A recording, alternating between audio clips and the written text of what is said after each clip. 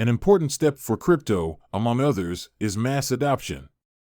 Every year, the statistics show that the number of both private and institutional users increases, and this will force the legislative power to regulate the field as quickly as possible.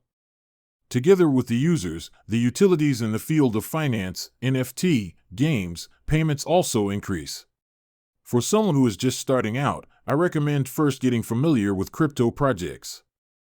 The most used sites for this are CoinMarketCap, CoinGecko, and CryptoBubble, to which I will leave the links in the description. Take a random project, maybe you have heard of it before, like Bitcoin. You will find a story about what it is and what it does, how many Bitcoins are in circulation, how many will be the maximum, the price and the historical price graph, and many other interesting things. The next thing you need is a wallet where you will keep and where you send or receive crypto. The most used is MetaMask, but there are others. For MetaMask on PC, you download it from the link in the description and install it as a browser extension, but it is also available for phone on Google or Apple. When you install any wallet, the most important thing is to write the 12 or 24-word password on a piece of paper and never lose it.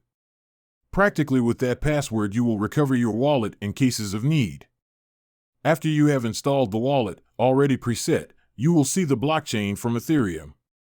To make it simple, we compare blockchains with banks. Now you have only one bank in your wallet and more will have to be added.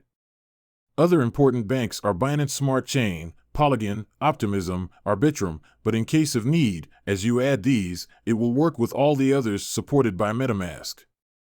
To add them to your wallet, go to chainlist.org, connect to MetaMask with the top right button, Approve from MetaMask, and add to MetaMask, always approving from your wallet. This is the simplest and safest way. All links will find it in the description. The next step is to put some money in the wallet in one of the banks.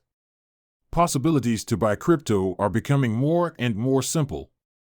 It can be bought through centralized exchanges like Binance, where being centralized you need an account with all personal data, with the card from decentralized exchanges like Uniswap or the simplest one directly from MetaMask. For Binance and Uniswap, you will find the links below in the description. I advise what to do, but for the beginning I recommend the simplest option directly with the card from MetaMask. If you are on the Ethereum blockchain, you can buy ETH, which is the original currency from which you will pay fees for the transactions you will make. Normally, as in any bank on the Ethereum blockchain, we can also have other coins like stablecoins or Ethereum projects. To add them to the wallet, at the bottom of the wallet pages, click Import Tokens, then Customize Token. We need contract address token that we can find it on CoinMarketCap, CoinGecko, or Google. Copy-paste it and you see it will auto-complete name, decimal, and you click Add Token. Just like it was done on Ethereum, you can do it on all the other chains to buy.